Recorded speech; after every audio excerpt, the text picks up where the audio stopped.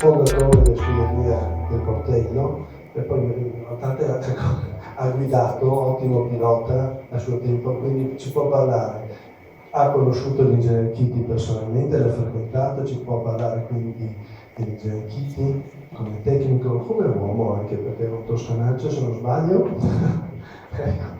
E quindi l'esperienza anche dell'SZ, dell'ITZ, TZ1, TZ2 scusa, anche perché ha fatto un bellissimo libro su questa materia. Allora Marcello, a te la parola intanto, grazie. Grazie e buongiorno a tutti. No, sono piccolo, non ne vede nessuno, no? Io buono, non sono indicato come lui. Allora, Chiti, volevo dire una cosa curiosa. All'Alfa Romeo e alla Ferrari c'è stato un ingresso massiccio di Z. Erano delle vetture decisamente sportive e decisamente consaiole fatte dall'Alfa Romeo per mantenere alto il nome del picione. Io sono un po' stato di qui e di là, perché se faccio tutto un discorso, una pizza che non vi dico. Allora, io ho avuto la fortuna di guidare tutte queste automobili, sia come giornalista, sia come corridore. Ho corso con l'SZ, ho corso con la TZ1, ho corso con la TZ2, su percorsi estremamente difficili, perché il campionato europeo delle auto storiche, dove si andava a manetta, cioè non era una roba per signorine, si andava forte, erano fatte sui circuiti Nürburgring, Zeltweg, Zolder, Monza, Monnerie, o che so io. Allora, l'SZ non parlo del fatto estetico, perché questo è il merito del disegnatore di quell'automobile, sia della corta sia della lunga, perché Spada ha fatto due automobili straordinari.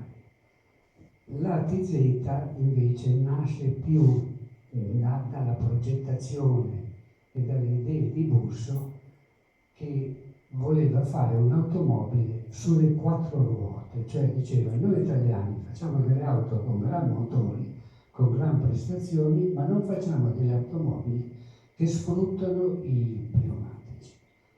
E Busso si mise allora al braccio destro di Satta, il direttore tecnico dell'Alfa Romeo, progettò la TZ.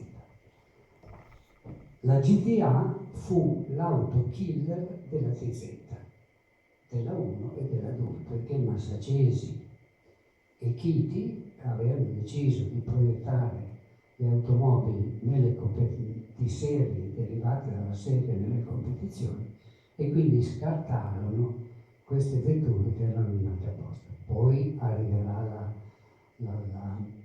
Sport che vince i campionati del mondo con il Nazario Giunti e quella gente lì.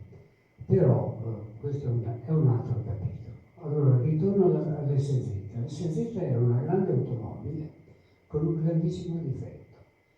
Non aveva il differenziale autobloccante e aveva un impianto frenante da brivido, perché il tre ceppi, tanto sognato e vagheggiato dall'ufficio tecnico dell'Alfa Romeo, non frenava.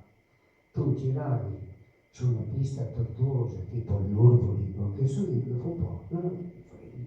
In Inghilterra, Parenzacci era una roba da farsela addosso in certi momenti, perché l'auto non frenava, mancava dell'autobloccante.